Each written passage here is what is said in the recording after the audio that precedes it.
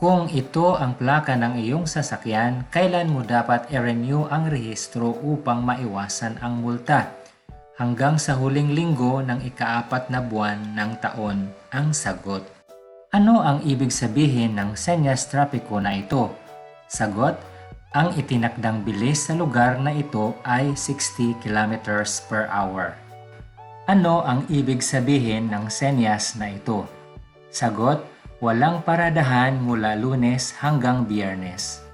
Ano ang ibig sabihin ng ilaw trapiko na ito? Ang sagot, huminto bago dumating sa stop line. Noong August 2, 2022 lang ako pumasa sa LTO exam for non-professional license. Sa tulong ng Diyos, pumasa agad ako kahit unang beses ko palang kumuha noon ng exam. Karamihan sa mga questions dito ay lumabas sa actual exam. Saan mo makikita ang senyas trapiko na ito? Ang sagot, sa puok tawiran ng paaralan. Ano ang ibig sabihin ng senyas trapiko na ito? Ang sagot, one way. Ano ang susunod pagkatapos ng ilaw na ito? Ang sagot, pula. Lumapit ka sa isang kantong hindi gumagana ang mga ilaw ng trapiko. Isang traffic enforcer ang nagbibigay ng signal na ito. Ano ang dapat mong gawin? Sagot, huminto sa linya ng paghinto. Ano ang ibig sabihin ng senyas trapiko na ito? Ang sagot, katapusan ng itinakdang bilis. Ano ang ibig sabihin ng senyas trapiko na ito? Ang sagot, humanda sa paghinto. Ano ang ibig sabihin ng pavement marking na ito? Ang sagot, linyang naghihiwalay sa magkasalubong na direksyon. Nagmaneho ka hanggang sa isang intersection at nakita mo ang senyas na ito. Ano ang dapat mong gawin? Ang sagot, pabagalin at maghanda na magbigay sa anumang mga naglalakad at trapiko sa unahan. Saan mo makikita ang senyas trapiko na ito? Ang sagot, sa haligi ng tulay tawiran. Ano ang dapat mong gawin kapag nakita mo ang ilaw trapiko na ito? Ang sagot, magpatuloy. Ang traffic sign na giveaway ay nangangahulugan na? Ang sagot, bagalan ang takbo at humanda sa paghinto at magbigay daan sa mga may karapatan sa daan na sasakyan at mga taong tatawid. Alin sa mga sumusunod ang paglabag sa senyas trapiko? Ang sagot, beating the red light. Paano ka dapat tumingin sa side mirror at rear view mirror habang nagmamaneho? Ang sagot, mabilis na pagsulyap. Magpapatuloy ka pa ba sa mabilis mong takbo kung sa likuran mo ay may sasakyang pang-emergency na sumiserena at kumikislap ang ilaw kahit na may isa pang bukas na lane? Ang sagot, hindi. Dapat magmaneho ng mabagal. Ayon sa Republic Act No. 4136, alin sa mga sumusunod ang maximum na nararapat na bilis sa mga malalawak na pambansang kalsada? Ang sagot, 80 kilometers per hour. Sino ang responsible upang hindi mag-overload ang sasakyan? Ang sagot, ang driver o ang pasahero ng sasakyan. Ang tamang signal sa kamay para sa pagliko sa kanan ay?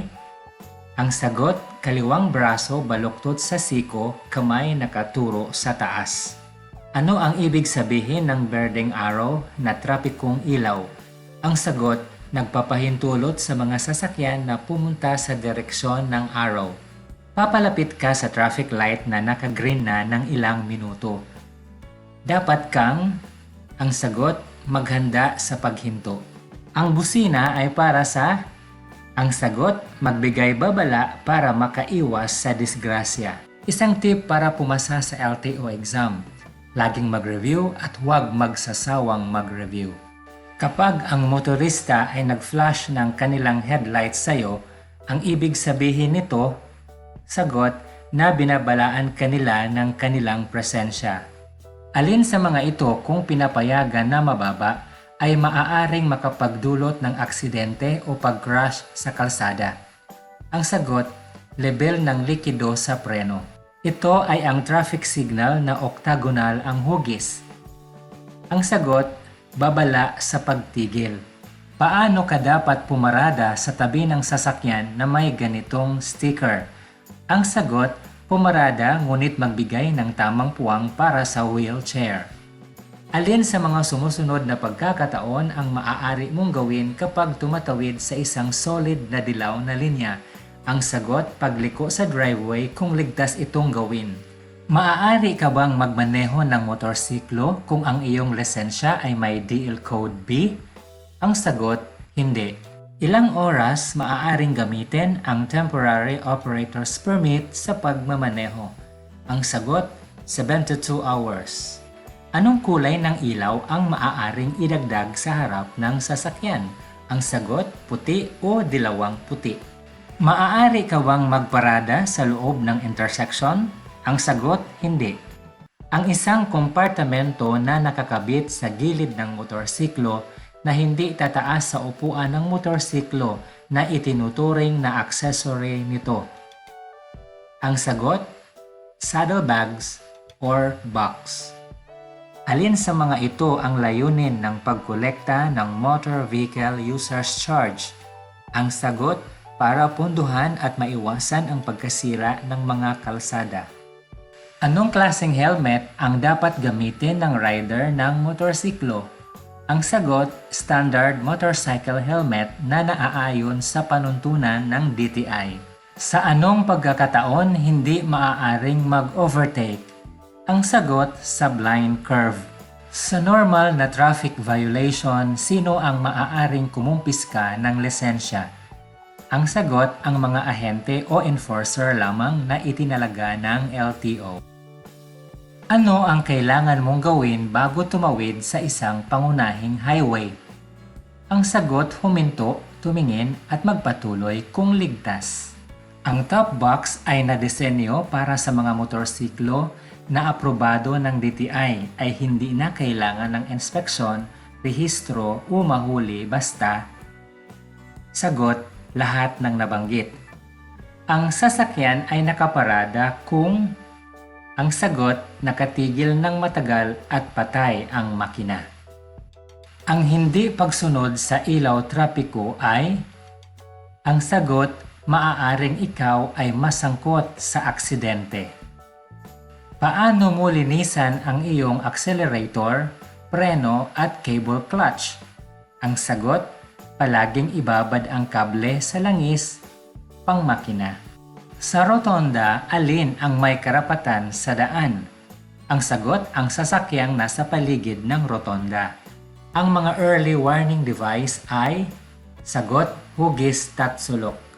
Papalapit ka sa traffic light na naka-green na ng ilang oras. Dapat kang, ang sagot, maghanda sa paghinto. Kung iniuunat ng driver ng sasakyan sa harapan mo ang kanyang kaliwang braso at tumuturo ang kamay sa kaliwa, siya ay, sagot, liliko pakaliwa. Kung ang driver ng sasakyang nasa iyong unahan ay naglabas ng kanyang kaliwang kamay at itinuro ito sa lupa, siya ay, sagot, hihinto.